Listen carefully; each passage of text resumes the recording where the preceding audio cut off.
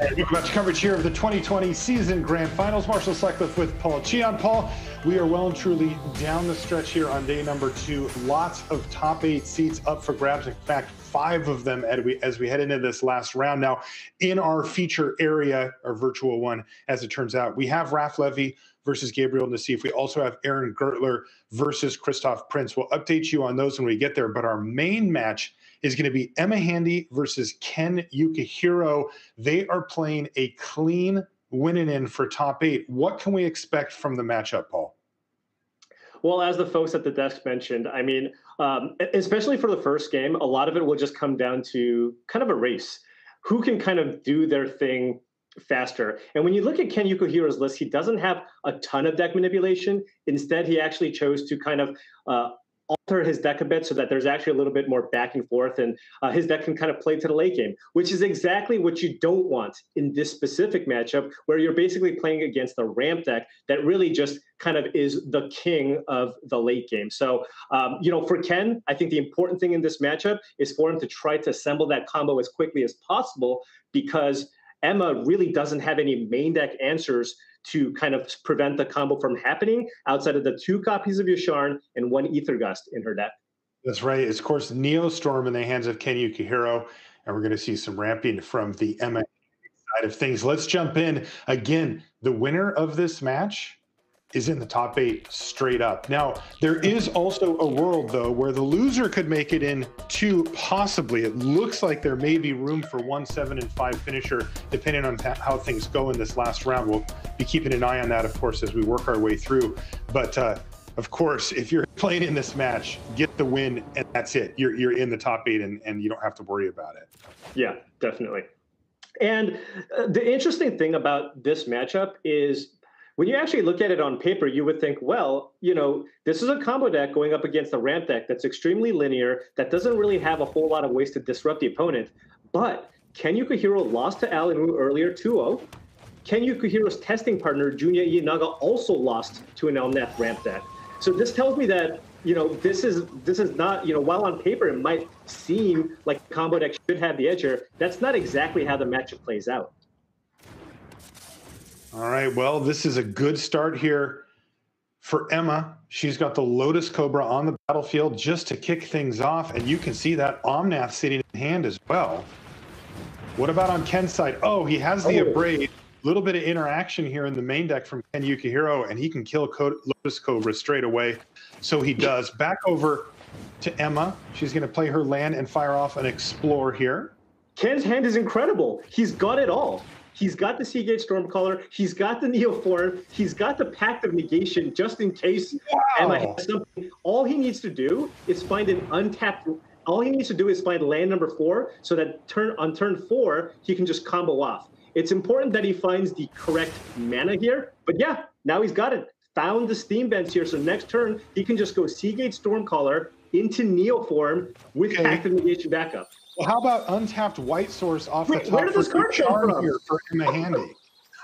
Wait, did Emma have this? Sorry, I was so focused on. Yeah, she did, but she did not have the white mana to cast it. It just cold ripped a Fabled Passage there, and now your card is on the battlefield, and that's going to shut off the combo, at least for now. Yeah, and Ken Yukuhiro doesn't really have a ton of answers for this. Now he's going to have to go digging here. And he's going to need to find either the Ether Gust that he has in his deck, or use a combination of Abrade plus Dual Caster Mage to deal 6 points of damage to get this Yasharn off the battlefield. Wow, incredible there. Ken knocking at the door with perhaps the turn 4 full-on combo. Emma had the answer in hand, just needed the mana, and boom, right off the top. Now all of a sudden, Ken is facing a major obstacle for him winning this game in the form of Yasharn. Yeah, and I mean, this is the reason. This is the reason why so many people are choosing to play Yasharn. It just shuts down so many different strategies in the format, right? I don't think most people had this specific Neostorm combo deck in mind when they were main decking 2 copies of Yasharn in their decks. They were mostly focused on trying to beat Jund Sacrifice and slow down goblins. But this is flash damage, and it's paying off. Now we see Escape to the Wilds here for Emma Handy. And with double Lotus Cobra, things could get very, very ugly from Ken Yukuhiro's side. Emma very much knocking at the door here. Look at that hand. Genesis Ultimatum and Omnath with an Explore now. Yeah, I mean, Emma's going to go off this turn. This is going to be absurd. You see the Terramorphic Expanse over in the Exile Zone. That's good for mana from both of the Lotus Cobras twice. And let's not forget Omnath providing additional 4 mana as well. Genesis Ultimatum, baby. That's the one for Emma Handy. Let's see what happens here. All right, well, Ken has the answer for Omnath. He fires off Pact of Negation, just trying to stay alive. But that was only stage 1 there for Emma Handy. This Genesis Ultimatum still promises to add a lot to the board. Yeah, with the Evolving Wilds, with the 2 Lotus Cobras in play, even if you're not putting any lands into play untapped, you're still putting 2 lands onto the battlefield. So that's 2 triggers each from the Lotus Cobras. That's 4 mana. And with the 3 lands that she hasn't played, she can cast the Genesis Ultimatum this turn. And if you hit some lands, you can just continue chaining spells over and over again. Emma totally in the zone as well. We saw this from her earlier. She puts on her favorite music and just jams out. And this is the mode that she gets into for these tournaments. And what did she hit off the ultimatum? Wow, that's a lot of lands. There is an Uro in there as well. But of course, that's going to trigger. Look at those triggers. Does she have anything else to spend it on? I see a couple of Explorers, so there's certainly some hope here. Yeah, but the thing is, what makes this deck so powerful is when you are going off, when you have all these permanents coming into the play, generating all this mana with Lotus Cobra, so many of your ramp spells in the late game. I mean, these aren't rampant growths we're talking about, right? These are Explore, these are Growth Spirals. All of these cards replace themselves, so it's a lot easier for you to kind of just chain through these cantrip effects until you find a threat to play on the battlefield. That's the only thing missing here for Emma Handy. She has everything else going. Let's not forget about Uro there as well, right? Yeah, and keep in mind, Ken can't do anything next turn. He's already burned a Pact of Negation. So, that's right. So Emma has an additional turn to try to find additional threats. You know, at the very least this turn, you're going to see that Uro get escaped from the graveyard. Yeah, and if you're sitting in Ken's seat, I mean, this is your best case scenario. Yeah, like right. From this point, is it's just the Uro and then there's nothing else. This cannot be good news for Ken Yukuhiro, and you can see it on his face here, hand on head now, as all he can do is simply look on. He knows he's giving up the next turn as well, and Emma Handy is just churning through her library here. Ooh, there's Ugin. Yep, How much mana did she have in the pool right now? 4, but there's going to be 3 more up to 7, plus an untapped island means that Ugin can hit the battlefield here too. Yeah. I mean, every land that goes onto the battlefield is giving Emma 4 mana. Unbelievable. So casting this Uro and putting that top retreat into play is basically free. Crazy. There's another land off the top of the library. That one's a Triumph that can help Andy keep churning through. So if Emma puts this into play, Emma will have mana to play this Ugin the Spirit Dragon. So at the end of the day, after this turn, we've got an Ugin, an escaped Uro, about 12 lands. Oh my goodness. What a turn from Emma Handy. And really, this is game over because Ken Yukuhiro has to tap all of his mana on his upkeep here just to not lose the game, and he's facing easily lethal damage on board. That is game number 1 going to Emma Handy in this winning in for top 8. And you know, that was huge. Game 1 is the game that Ken has by far the highest chance of winning because Emma has nearly no disruption and is leaning extremely heavily on the 2 Yasharns that she has in her main deck. And she managed to find the White Source to be able to cast it. After sideboard, things get so much worse for Ken Yukuhiro in terms of trying to resolve his combo. Emma has access to Ether Gust to try to break up the combo, is bringing in 2 copies of Grafdigger's Cage and 2 more copies of Yasharn in the sideboard. Yeah, you know, there was an inflection point in that game. We knew that Ken was poised to go off. and Emma needed to draw that white source, and she peeled it, and you saw she reacted to it too. She was like, yes, got there, because she knew that that would buy her at minimum another turn, and it ended up buying her enough turns to just win the game outright. Yeah, definitely. And so now this is going to be an uphill climb here for Ken. I mean, he's going to need to make sure that he has answers to the Grafdigger's cages, right? So he's got to keep some number of those Abrades in. He's got to make sure that he keeps, he brings in actually the third copy of Aethergust. He's got a Brazen Borrower. He needs to make sure that he has just enough ways to remove whatever Emma's trying to do to kind of slow him down. But as a result, he also has to cut a bunch of, potentially combo pieces or manipulation spells to kind of make that happen.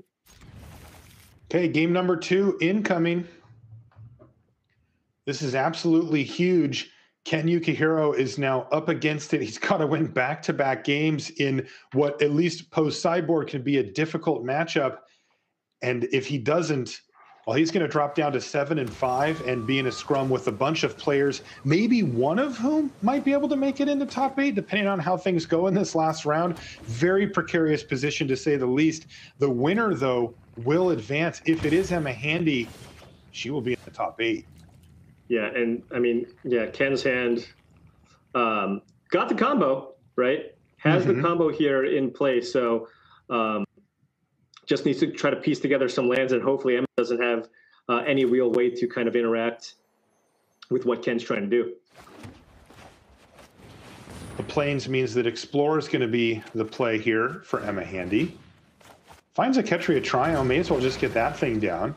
Things cruising along. Now, Emma doesn't have really anywhere to go just yet. Yeah, there's an Ugin, but that's still not going to be a few turns away, even with the ramp cards here. So she's definitely interested in drawing one of her more mid-range payoffs like Omnath or Escape to the Wilds here in the next turn or two to really kind of turbo out this draw, but still an Aether Gust to maybe keep Ken a little bit off balance.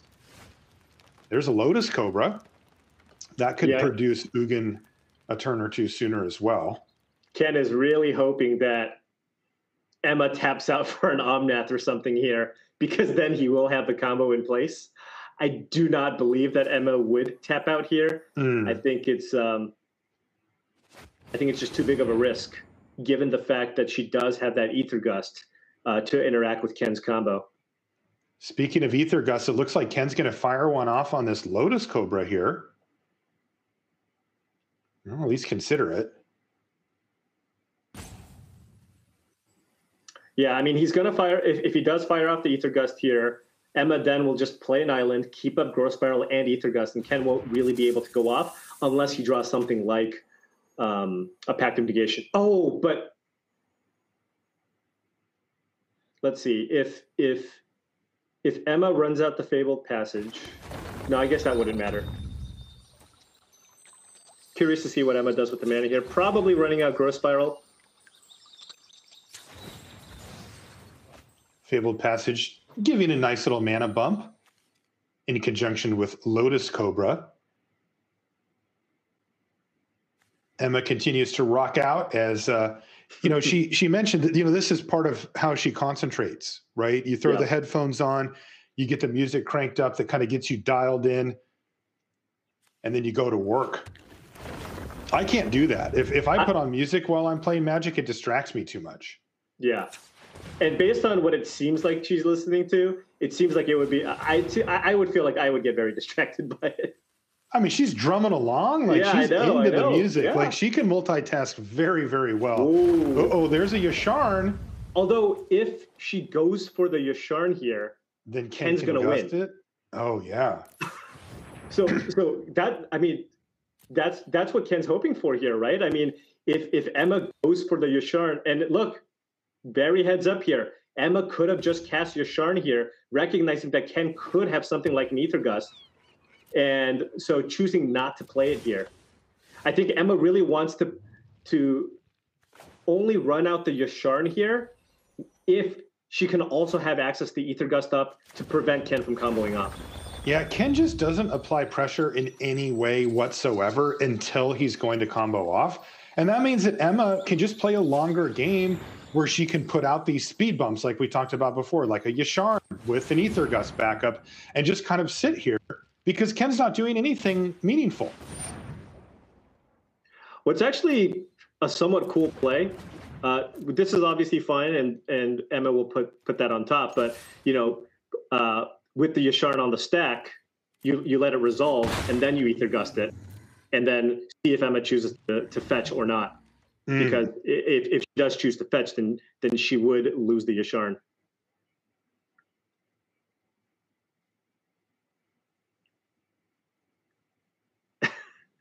And Ken is in a tough spot now. He has to debate. Am I supposed to go for it here? Like, what happens? If they have the Ether Gust? Because I mean, the Ether Gust only delayed that Yasharn from entering the battlefield. Emma's going to go for it again next turn. Right. Emma has also played as though she has an Ether Gust. Ken will have noticed that she's definitely left up 2 mana every turn of this game. How big of a disaster is it if Ken goes for it? Pretty bad, right? I mean, he basically just puts 2 combo pieces in the graveyard and says, your move. Yeah. Bit of a disaster. Looks like he's just going for it. Well, that's going to resolve either way. Seagate Stormcaller hits the battlefield. Has Ken decided it's time? No, he's actually going to go for an op. So Ken's going to take a slower, longer approach. Also, it's worth noting here that I mentioned that Emma can just sit back because Ken's not applying real pressure to her in any way. Well, Emma's not really either at this point, right? Just the Lotus Cobra, that's it. Yeah. Oh, that was big. Ken now has a mystical dispute in hand. So now Emma's going to run out that Yasharn next turn. Ken's going to Ether Gust it. Then he can combo off. Emma's going to try to Ether Gust, and Ken will have the dispute backup. So Ken will be able to combo off next turn. Wow, Ken's patience may have just paid off huge for him. He Ether Gust Yasharn back to the top. Look at that. It's incredible. Dispute. Huge dispute. Yeah, I mean, he needed that or Pact, right? And Ken, he worked it out that, hey, if I go for the Neoform here, especially given the read that he likely had on the situation, it just can't work out for me.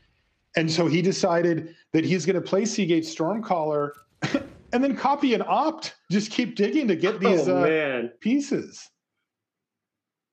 Wait. What? Oh. Excuse me. Of course, I got a little ahead of myself. Seagate Stormcaller will not be copying the Neostorm, right? The Neoform. So he will need a way to copy the Neoform. Why? He just needed a land, though, right? So what he needs to do now is to basically either copy the Seagate Stormcaller to get that enter the battlefield effect, or have something like that Dualcaster Mage. However, he doesn't have mana to play the clone creature. Yeah, he has Glasspool Mimic in hand, so he can copy it, but then he will need 1 additional mana left over. Exactly. And he doesn't have it. Yeah. So I get so excited when I see this that feels like it's going to combo off. Well, I mean, you were right. You were right. He's just a mana short. Yeah.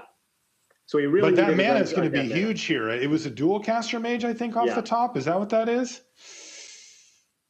Boy, Ken would kill to have that be an island. This is so close. Yeah, Ken will still be able to dispute the Yasharn. True. Good point.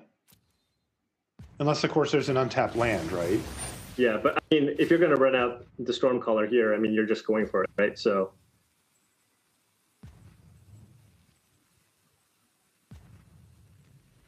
Well, this is going to make life very difficult for Ken Yukuhiro because he is firing off Neoform here.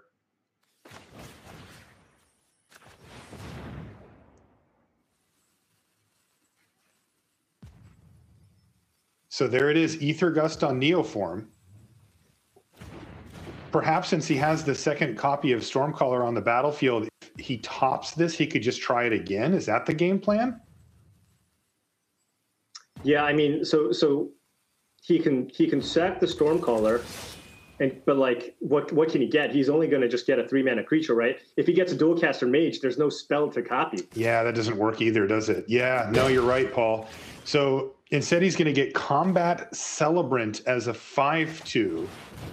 Yeah, Yikes. I think perhaps Ken may have wanted to be a little bit more patient because he basically kind of read Emma to have that Ether Gust, right? Yes. So at that point, if you think your opponent is on the Ether Gust, you should kind of commit to that and keep playing in that fashion. I feel, he could have Mystical Disputed again the Yasharn that Emma was going to play, and because Emma had missed a land drop. Yeah, and in this case, she did actually hit a forest here off of the Yasharn, but you're right. It was Yasharn on top of the library. So that might have been better play from Ken to just say, okay, go ahead, dispute your Yasharn and live to fight another day. Again, there was no immediate pressure on Ken Yukuhiro, so he actually had time. This one has slipped away, though. Look at this. Here's an Escape to the Wilds. And yes, Yasharn is on the battlefield now. No attacks from Ken, and Emma Handy seems to be taking steps to this top 8 here. Is Ken going to copy this? I think he is. I mean, yes, he is.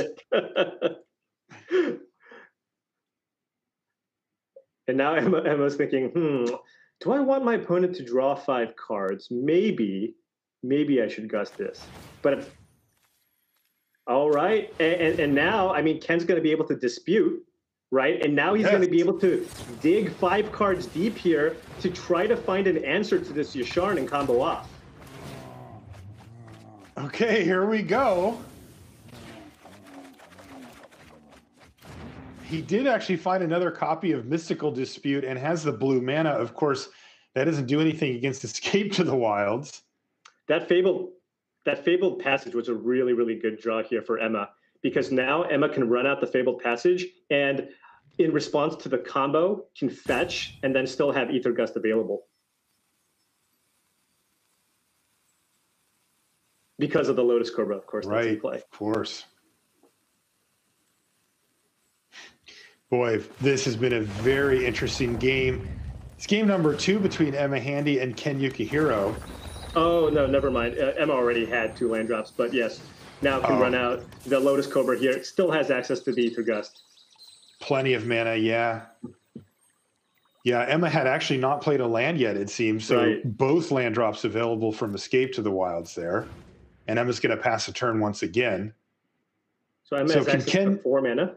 Can Ken make use of these extra cards that he's got? Well, the thing is, I mean, the important thing right now, the Yasharn is still on the board, so he just cannot combo off, right? He needs to find a way to get it off the battlefield, and based off the, oh man, wow, this is really. If you think this card is bad to play in limited, imagine hard casting this in constructed. Extremely not rough. Where you want to be. Tuck Rubble Fort from Ken Yukuhiro. This is not how he designed the deck.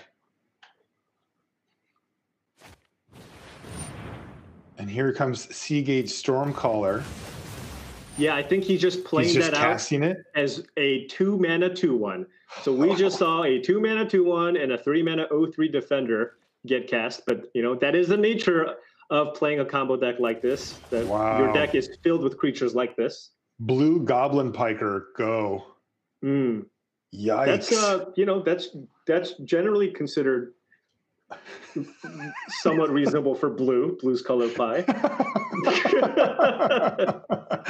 Have you ever read Snapcaster Mage before, Paul? Yeah, this is close. A new deck was created because of this card. Chat said it had haste because of the Rubble Forts, so much better. Yeah, that 2-mana 1 haste. We forgot. Yeah, not Rakdos Dread Freak. I don't know if anybody remembers that one. I do. So here comes Ugin the Spirit Dragon. Oh, man. And is Emma just going to wipe the board of everything but Yasharn, or start picking off things one at a time with the plus ability? I think it's going to be a -3 here. Emma's got an extra Lotus Cobra in hand and doesn't really need any more mana sources at this point, right? So would have done the same thing, yeah. Yeah. All Because right. now what is Ken supposed to do? He's staring at Neoform land. Get hit by Sir Pigglesworth. That's what's happening. Sir Pigglesworth is in, and also Ken's down to 8. He's dead. He's dead. This is 9 damage coming in. He's got to cycle that Triumph to find a blocker or something. Ken Yukuhiro surveying the scene here, but he really just has one more shot. And even then, I can't imagine what he could draw to get out of this mess. Emma Handy on the precipice of top 8 here. This is a winning in for top 8. Evolving Wild's off the top of the library, but Emma just straight up has lethal here. Unless Ken finds some way to get something on the battlefield to block.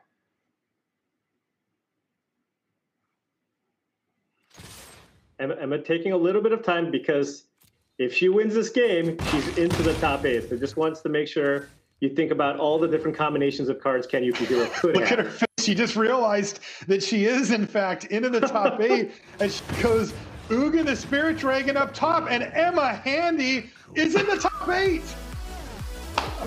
Wow. That was incredible. She ran off the screen. Yeah. Where'd she go?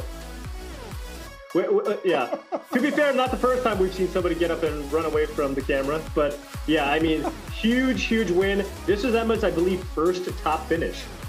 Unbelievable. So, what a run for Emma Handy, systematically taking apart Ken Yukuhiro's combo deck and picking up the win there, Paul. Yeah. And again, game one was so huge. Talking about being able to find that white source for the Yusharn was so big. And again, Yusharn was what made it so that Ken Yukuhiro couldn't win game 2.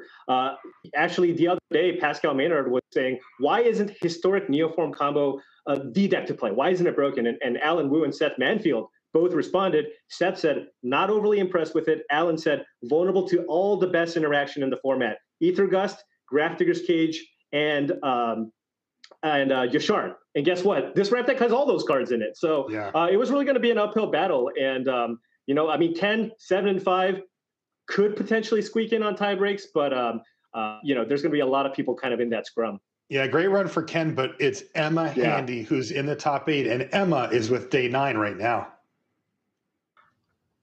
For our final feature match of the day, we have another person entering the top 8. She started 1 and 2 in Historic and has brought it back with the magical 8 wins. It's Emma Handy. Congratulations, Emma, and welcome.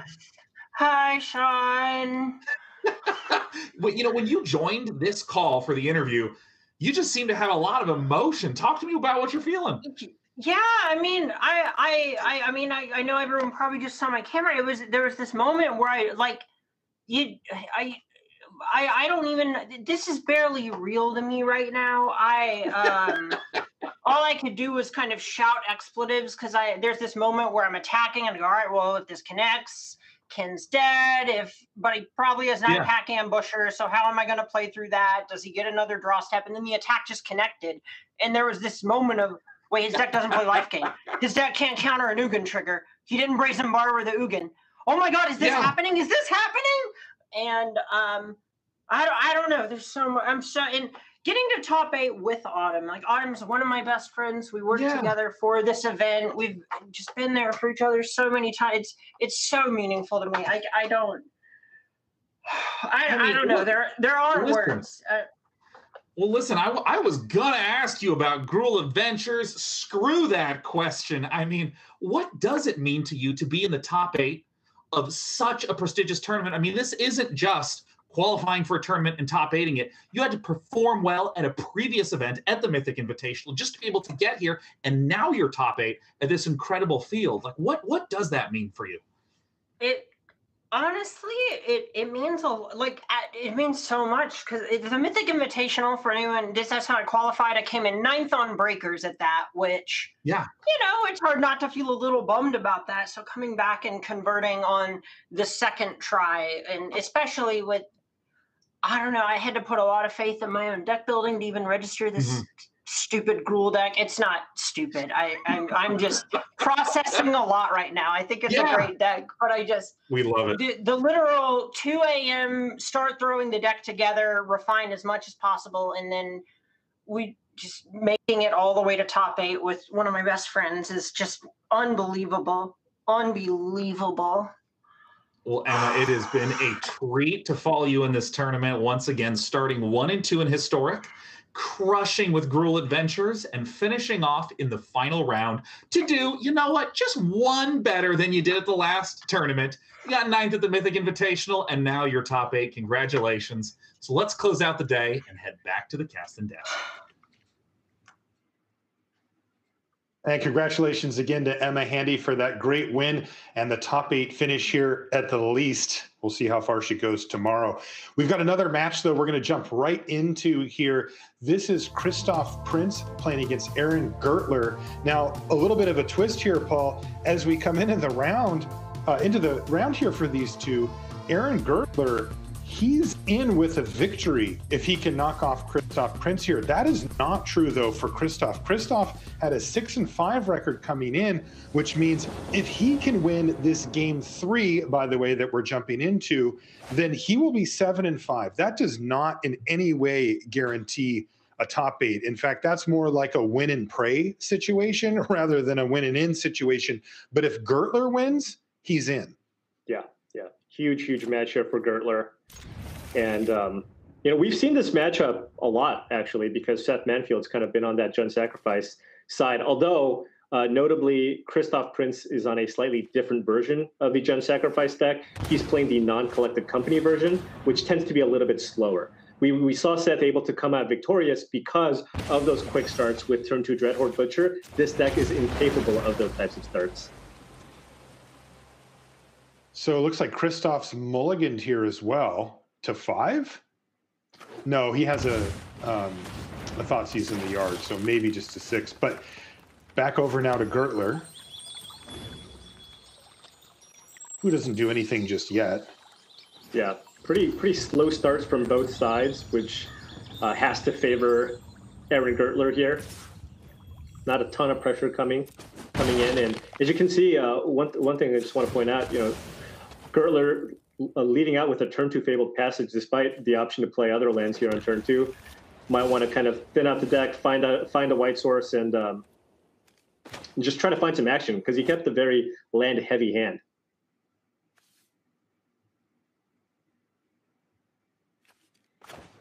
Well, it looks like the first meaningful play here for Gertler may just be Uro. Yeah, it looks like he's perhaps looking to save it and maybe try to put himself in a position where he can maybe escape the Uro and also, cast the Uro and escape it on the same turn, given that the Scavenging Ooze is on the battlefield. Okay, yeah, thinking, again, I'm not under that much pressure. I can actually play to a much longer game. It's difficult to imagine that happening without getting rid of the Ooze, but it is possible. Yeah. Also just wants to probably go for the Ether Gust here this turn, if Christoph plays something worth Ether Gusting.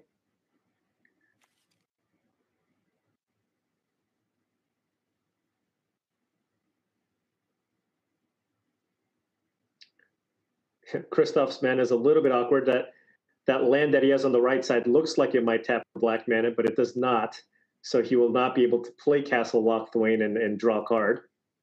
As it is a Phyrexian Tower. I mean, I guess he could, but yeah, he would have to. That would be a costly sacrifice. Wipe my board, like lose 5 life. Lose 5 life. Get a card. Draw a card. Tap all my mana for the turn. Yeah, it's a rough sell.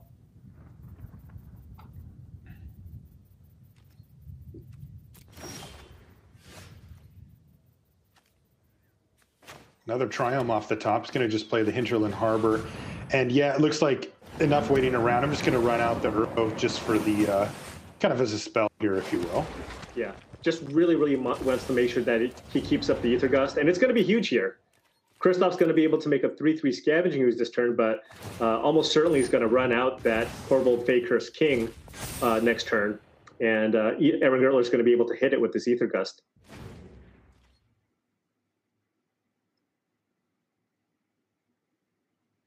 If you're on Aaron's side, ideally, you go for the Ether Gust here on the Corvold, and then cast an Escape to the Wilds and try to hit another Ether Gust to keep that Corvold thing away. Yeah. We've all seen how powerful Corvold Fakehurst King is. Now, this is not the ideal board for Corvold, but Corvold doesn't mind. Just any board is good for the most part. But we have seen, of course, really ridiculous things happen with Corvold Curse King. This isn't quite the board for it, though. Yeah. The quickest Ether Gust ever. Wait, just kidding. Ah. Interesting. Very clever there. This way, Christoph Prince actually has to sacrifice a permanent, but he will not be drawing a card because Corvold is not on the battlefield. Oh, that's brutal. And he just naturally drew the Ether Gust here. Oh my goodness. Wow, exactly what you said. And Christoph is not going to be happy because Gertler did not play that Triome. That's off to the side with Escape to the Wilds. So he has to be like, oh my goodness, do you have an Ether Gust in your hand? I mean, I can't play around it, but that's going to really suck if you do. Right, because the same thing will happen again, right? Right, and then his hand gets unlocked next turn. Oh no, Oh, here it goes gosh. again. Christoph Prince must just be rolling his eyes like, really? No. Really? Yeah, it's like, hey, wait, I saw this play. I thought it was clever the first time. This time it's just getting annoying, man. Maybe we shouldn't do this. That is really annoying if you're sitting in Christoph. See, this is game 3 between these two, but it must be said, Aaron Gertler's the one with much more on the line here than Christoph. Now, Christoph might make it in with a victory. I'm not saying that Christoph doesn't have a chance at top 8, but Aaron is guaranteed top 8 with a victory here. So 100% equity waiting on the other side of a victory if it comes to Aaron Gertler, an unknown percent for Christoph Prince. Yeah, wow. Ether Gust is so savage against Corvold Faker's King. And look at that. It got the scavenging news as well because Christoph's like, well, I need to be able to recast. Yeah, oh, this is so brutal. So rough. And was that a second Escape to the Wilds? Here we go. Yeah, I mean, we've seen how the games can kind of snowball here once this deck really gets going. There's no real good way for a Jund deck to be able to kind of slow this down. Right. All right. So the only one card didn't get used from the first Escape to the Wilds. There's still 3 left over from the second one. Now we see Corvold Faker's King come down, but Corvold, boy, does he have a lot on his shoulders this time around. Down to 12, though, is Gertler. Here's Omnath, and look at that. There's Yasharn as well. Yeah. And another gosh. Ether Gust. Wow. That is so brutal. Wow. Oh, Aaron Gertler just cutting off all avenues to victory here. This is what you can do, by the way, with this much mana, right? Like, this is sort of the culmination of having resolved those two Escape to the Wilds, is look at all the mana that Aaron has. It's a joke how much more he has available than what Christoph has going on, who's had to sacrifice a land earlier. Yeah, and you're just going to see the same thing next turn. You're going to see Christoph Prince go for an attack here. Attack trigger, sacrifice on the stack. Ether Gust your Corvold Faker's King. I guess can you still just not sacrifice? Is that... Oh. Will it just not allow you? Anyway, we'll see in a second. Here's Castle Lochthwain activation. Yeah, but now it's a free bounce here. Yeah. Mm-hmm. Oh, my. Nice, says Christoph. Boy, I got to say, if I'm in Christoph's seat, I think I would be at that point too, where you're just going, okay, third Ether Gust, really? Yeah. Yeah, I mean, and that is kind of the issue with this specific version of the Jund Sacrifice deck and how it matches up against the ramp deck. This deck is better at grinding into the late game than the other version of Jund Sacrifice with Collected Company, but it is slower. And so you can't put on enough pressure early on, and then this is what happens. Yeah, this has gotten well and truly out of hand at this point. Look at that. There's Uro and enough mana to recast Uro. Oh, and there's a Genesis Ultimatum as well. And was that the mana from Omnath? Yes, it was. So why as well just throw the Genesis Ultimatum out there? Okay. Oh, unlucky. Just drew 5 cards. And by the way, Ether Gust number 4. Just saying. Oh, geez. I don't even want to see if that thing goes on the stack. Christoph is just going to flip his desk if he sees the 4th Ether Gust. We might see another nice. The good news is from Christoph's seat is that this was not close. There was nothing that Christoph was going to be able to do against what Aaron Gertler's done. And Aaron is in position for top 8 with the victory. And there it is, Ether Gust number 4 against Christoph Fritz. And that's just good game from Christoph. Aaron Gertler secures a top 8 seat in a landslide victory here in game number 3. Wow, what a beating, Paul. Yeah, I mean, that was incredible. It did look, at least in the beginning, that Christoph might have a shot with the second resolution of the Corval Faker's King. But when Aaron Gertler drew the second copy of Ether Gust, I mean, he was basically in the driver's seat at that point. Yeah, you'd think 2 would be enough. He went for the full 4. That was also enough, as it turns out. Aaron Gertler into the top 8. We're going to take a short break. When we come back, though, we've got 2 countrymen battling out in Raphael Levy and Gabriel Nassif. Don't go anywhere.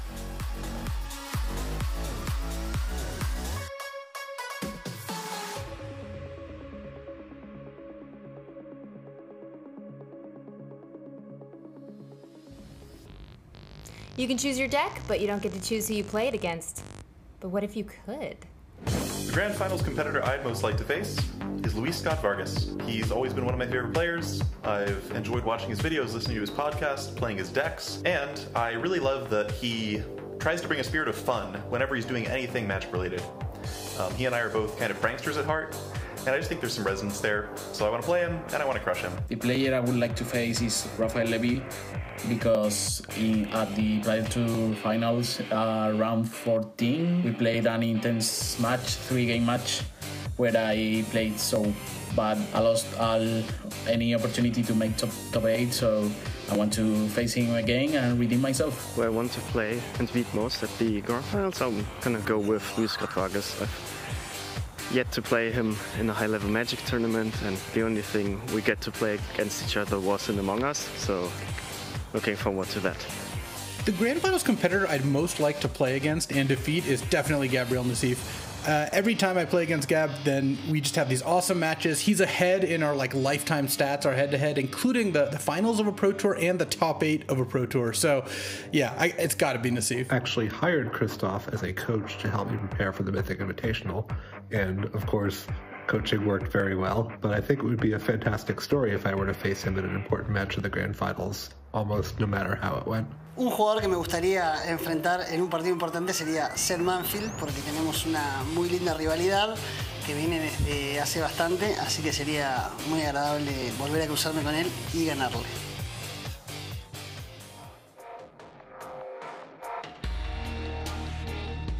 And welcome back to coverage here of the 2020 season Grand Finals. Marshall Sutcliffe with Paul Cheon. Thanks so much for joining us. Down the stretch here, we've had some very exciting matches as people start populating those seats in the top 8. And Paul, this match that we're about to join, just about a minute or so, it's going to be another one where the winner is automatically into the top 8. And it is Raph Levy versus Gabriel Nassif. And they actually tested together with some other people, but they are on the same testing team for this tournament. Yeah, they're playing the exact same 75 and actually coming into this round. LSV had mentioned in our little chat that, 2 people on our team are live for top 8. Unfortunately, they are paired against each other, so there can't be 2 members of that team going into the top 8. Right, and they're both playing the 4-color mid-range deck. This is a version of the Sultai deck. If you watch the last major tournament from Historic, you'll remember the Sultai deck doing well, in fact, winning the tournament. Now it's got a white mana, and that's for the card that we saw do very well in our main match this round for Yasharn. Yeah.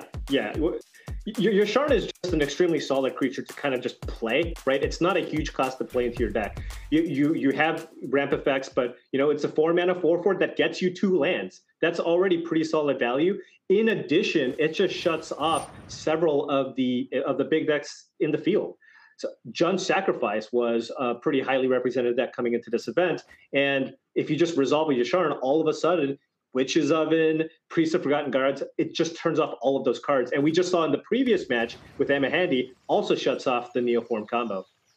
All right, well, we're jumping into game number 2 here. The first game went quite long, as these mid-range mirrors sometimes do, but ultimately it was, well, I was going to say the French Hall of Famer, but they're both French Hall of Famers. It was Gabriel Nassif who picked up game number 1. You see a pair of Ether Gust plus a Fable Passage in hand here for Gabriel Nassif, and it looks like there was a Nissa around at some point, as there's a breeding pool that's been turned into a creature. Yeah, Nassif is in a lot of trouble here. Ooh. Okay, so that was a big draw here, because we have an escaped Uro on Nassif's side of the battlefield. Mm-hmm. And that was probably the best possible draw here for Raph Levy, given that he knows about the 2. You see those eyeballs on the Ether Gust. Raph Levy knows about the 2 Ether Gusts in Nassif's hand. So drawing Hydrate Krasis means, probably not going to want to be Ether Gusting the Hydrate Krasis. And it provides a great blocker here for Raph Levy against that opposing Uro.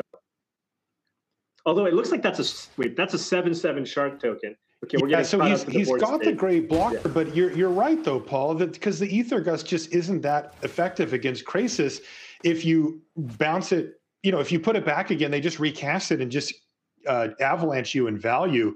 So that really was one of the best draws there for Raph, adding to his board in a significant way. And it's really not an appealing Ether Gust target, especially with Levy sitting at 16 life here, not under immediate threat at the moment. Yeah, and I just don't see, sometimes you can kind of try to tempo them out, maybe go for the Ether Gust and the Krasis and attack through, but that usually involves having like a Nissa in play and just kind of being ahead on board overall. He's behind on board, and now Raph Levy is up 5-6 cards at this point. I mean, look at what he has in his hand too. He's got an Uro, he's got an Eliminate to deal with the Uro on Nassif's side, and he's got that Elgar Gargaroth. So, and as you can tell, game 1 you said was long. Nassif won game 1, but as you can see, this is not unusual. But Nassif, the time is already ticking here. Right? That's Time right. is ticking. This is a grindy matchup. He's going to have to win game 3. And so he's got to really consider and try to figure out when would be the correct time here to concede. Yeah, it's funny because this is probably the greatest gift that Raph Levy could give here is just jamming in with everything and basically making this a one draw step game. Either Nassif finds, I don't know even what he can find, to be honest. Ugin or something like that.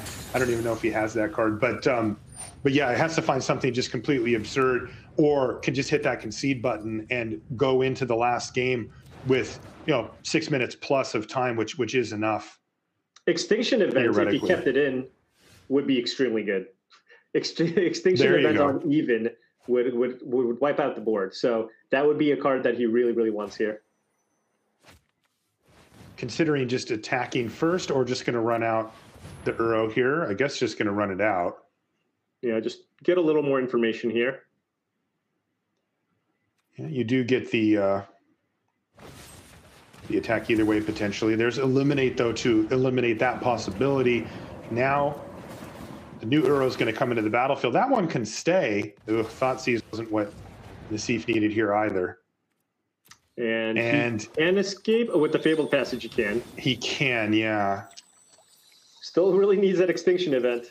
Oh, cancel. Oh, no way. Well, he still put one into the graveyard, though, so he'll get to, but he actually is out of basics at this point. Kind of weird. All right, let's see if he hits something big here. No, it's a Triome. He can cycle it, but this looks like the last steps here for Nassif in this game. It's an Ether Gust. Would that keep him alive? No, it wouldn't. And he's going to scoop him up. So Nassif wins a very long game 1. Raph Levy wins what looked like a pretty darn long game number 2. And these two French Hall of Famers are going to duke it out in what could be a very stressful game 3, particularly for Nassif with about 6 minutes left on the clock. Yeah, for sure. And yeah, with time as a factor, all of a sudden you can't really afford to play as slow of a game. And sometimes you're going to have to be put into situations where you just kind of try to jam a thread and hope your opponent doesn't have an answer. 6 minutes is still plenty of time to win the game, right?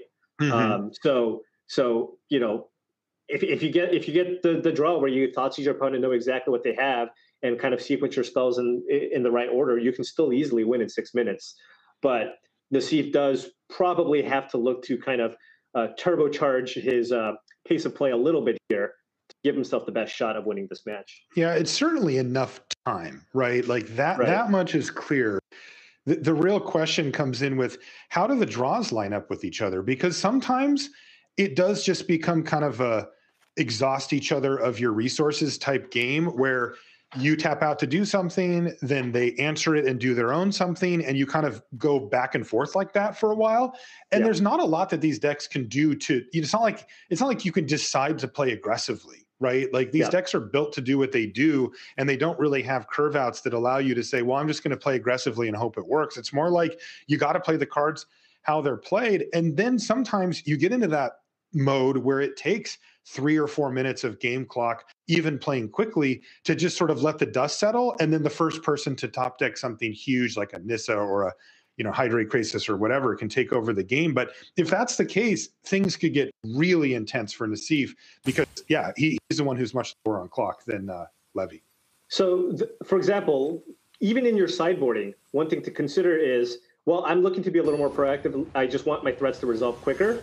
If you ever considered boarding out Thoughtseize, I would keep all 4 copies of Thoughtseize in my deck, right? You start out with Thoughtseize, you try to get a good aggressive start, as in just smooth curve out properly. Stick a turn 3 Narset. Both of these players are playing 3 copies of Narset, which is quite strong in the head-to-head. So, having that 1-2 punch of Thoughtseize into Narset, get ahead on cards that way, prevent your opponent from drawing cards off their Krasis or their Uros. That's kind of one way to approach it, and perhaps that's something that Nassif wants to do here.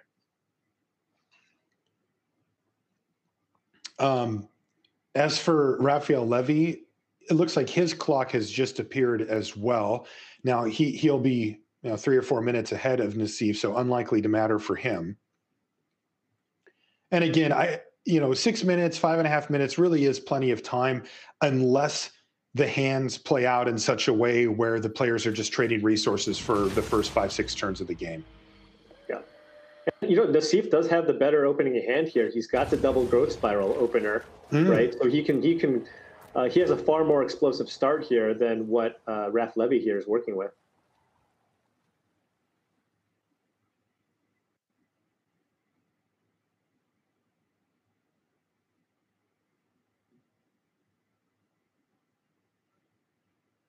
So Nassif can play potentially a turn 4 Nissa here, although Levy does have multiple answers for it in the Ether Gust, and also the Mythos there in his hand, which if you pay green, white, and black mana to cast the spell, it basically is just an instant speed, Maelstrom, Pulse, Vindicate. You can basically kill any non-land permanent, which is another little small bonus or benefit of adding white to this deck. Whereas, for example, Seth Manfield's deck that he used to win the Mythic Invitational was playing 1 copy of Maelstrom Pulse. All right, so good mana development here for Gabriel Nassif.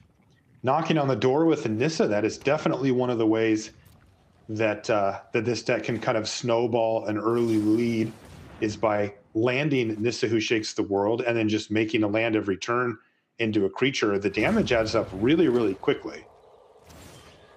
But as we can see, there's an Ether Gust at the least in hand here for Raph Levy to answer a potential Nissa. Yeah, and looks like Nassif's just going to go for it here, given the way he's tapping. Yeah, perhaps figuring that with 2 of them in hand and with under 5 minutes, maybe it's just better to go for it. Yeah, and the thing is, Levy can't really punish him unless he has Growth Spiral into land, into Ether Gust, into Nissa. So running the Nissa out this turn, even if Levy has a counterspell of some sort, you can't really punish your opponent with 4 lands, right? The way you get punished is if all of a sudden you're tapped out and then your opponent slams Nissa onto the battlefield and you have no way to respond to it.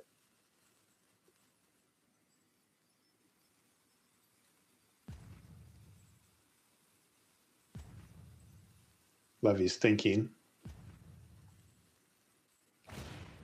And there's the Ether Gust. And Nassif, recognizing how powerful Nissa is in the matchup, just goes ahead and put it on top of the library, even with 1 in hand. Probably just figuring if I can just push one of these through at some point, this is a great way for me to win the game. I mean, he doesn't really have any other options given the way that his hand is currently looks. So he's just going to keep playing Nissas and kind of hope eventually one of them sticks. And this time it will. I mean, Raf Levy will be able to kill the Nissa, but Nassif will still be able to have a 3/3 body on the battlefield and then follow it up with another Nissa that currently Levy doesn't have an answer to. Yeah, great step forward here for Gabriel Nassif, who's been on an incredible run this year. Great finishes at multiple top tournaments and looking to try to get another top 8. Just finished in the finals, made it to the top 4 of the World Championships. All right, so we see Mythos of Nethroid take care of Nissa Who Shakes the World #1, but now you can see Gabriel Nassif's line of thinking with that Ether Gust where he put Nissa on top of the library. He got a land out of the deal, animated and attacking, and has another Nissa to back it up. Yeah, and this is really unfortunate. Oh my goodness. Perfect draw. Yeah. Now, I mean, he can just get that Nissa off the battlefield if he wants. I mean, he does have Ether Gust to answer it in the short term. And Raf Levy's hand, of course, is fairly redundant, so I imagine he's not going to be taking that Shark Typhoon. So it's going to be the Nissa or the Hydrate Krasis. Mm-hmm. Probably the Nissa, though, because the Hydrate Krasis is basically just another Shark Typhoon variant that you have to kind of tap out for. At the same time, it is the one card that Levy has in hand that Nassif can interact with that Ether Gust that he has. I'm curious to see what Nassif ends up taking here. Also, he has to plan ahead. It did end up being the Krasis. He has to plan ahead for facing down a Shark here as well. Yeah, there was no way for Nassif to tap in a way where he could. Yeah, he couldn't do anything about it. But we're going to see Raf Levy go for Shark Typhoon. Is he just going to cycle it actual? Definitely. No. Okay. No, I was thinking cycle for 0 to try to find a negate. It didn't seem like a good play, but he paused for a minute and I'm like, he could find something with it, but maybe just getting the body on the battlefield to start applying pressure to Nissa is the right way to go. In the meantime, speaking of pressure, Gabriel Nassif moving nice and clean here through this game. He's had 2 different copies of Nissa Who Shakes the World on the battlefield. And life total for Raf Levy is starting to dip a little. There's an eliminate, and that's not bad. Yeah, but no land here still for Levy. Wow, he really needed to find a mana source. So, I mean, again, look at his hand. He can only really do one thing a turn, right? He can cycle. I guess he can cycle Shark Typhoon for 0 and cast Eliminate if he really needs. Alternatively, that's what he's going for here. He's just going to pass the turn? Yeah, he's going to pass the turn, and basically, because he needs to find mana sources, cycle Shark Typhoon for 2, and then double block probably the Triome here. But but he didn't want to do that on his turn to try to actually make that land drop? I guess he wanted to keep the element of surprise, but that doesn't actually matter because Nassif does know the contents of Levy's hand. Mm-hmm. So it probably was better, actually, to main phase cycle the Shark Typhoon if that's what you're going to go for, because then you can, if you do draw a Triome, you want to play it that turn. Right. Those Triomes can be very punishing. They're very versatile cards, well worth having in your deck, but they can get you. All right, he's going to go for 2/2/2 Shark. So that was his plan the whole time, which explains that. Perhaps he's just going to, he's going to go for a double block on the Triome, and he kind of needs to because he's taking 6 damage here, even with the blocks happening. Down to 8 goes Raf Levy, and he has found another copy of Eliminate. Yeah. Kind of interesting. So that will deal with the gigantic Shark Typhoon token that Nassif is going to make here at end of turn. So that's nice. But at the same time, he still needs to find an answer for this Nissa. And this never-ending swarm of 3/3 tokens is just going to get him. And it looks like it's just going to get him, right? Raf Levy being constricted to 1 spell per turn, he can even only cast 1 Eliminate. Really, really tough for him. This game, he's just felt bottlenecked. He's staring down at 6 spells in hand and just can't deploy them quickly enough. Yeah. One play that I want to just speak to a little bit is the very first turn where Nassif chose to cast that Nissa and it got Ether Gusted. He put it on top. and he had another copy in hand. Recognizing that, there's a good chance that Levy probably has some kind of counter spell or removal spell to get rid of my Nissa, and realizing that it's extremely important to at least have one of these on the battlefield to really have a chance to win and close out the game, given the amount of time that he has left on his clock. Here's that huge shark. It's a 7/7. And the pressure is now just seems overwhelming here on Raf Levy. Yeah, just overwhelmed, not able to get the mana underneath him to put up a defense or even try to counterstrike on Gabriel Nassif. Gabriel recognizing, hey, Nissa who shakes the world, fine win condition, plays it out, puts it back on top, plays it out, gets it killed, plays out another one. Play faster, Nassif. You have 1 minute and 45 seconds on the clock. You're far ahead. You don't need to play it that tight. Oh, that's funny. This is what all Nassif fans are screaming at their computers right now. He's doing this on purpose. I know it. I know yeah, it. He is 100% now doing this on purpose. Gonna rewatch the match. Tweet something on social media saying we're giving him crap for playing too slow. I know it. It's true. Oh, the commentator said I was too slow. Yeah. Was this slow enough? Yeah. I love it. He's a showman, He's giving us our money's worth. There's no doubt about it. Really? He's running the premature good game? Oh my What is going on? I mean, it is going to be over here, but really, Nassif? I mean, they are good friends. Yeah, well, they were good friends until that happened. If you can be somebody, it'll probably be somebody who you've been playing Magic with for 20 years. Wow, I suppose so, but unbelievable. Okay, so we've got some news coming in here, Paul. There's a reason that Nassif was playing it so close here. They have actually chosen to intentionally draw. These players have intentionally drawn with each other, which I can only assume without having looked at the standings that puts them both in a very good position or just guaranteed. I don't know. It's 100% guaranteed. There is no way Nassif would accept this draw from that winning position without 100% knowing that they are both in with a draw. It makes a lot more sense now that he's messing around and spamming emotes at him and not killing him. Yeah. Wow. Yeah, no, for sure. I mean, it's one of those things, right? As draws are part of this event, and it's been a part of all of tournament Magic. They saw the landscape, saw the results, and realized that a draw would would put them into the top 8. So, which again explains why he did what he did. But Nassif still, despite all of that, put himself in a position to actually win that match, despite having only 6 minutes left. So that was very impressive by him. Yeah, it really was. Gabriel Nassif and Raf Levy have taken an intentional draw, which means that we probably have our top 8 all rounded out. We get to hear about all of that from Maria right now.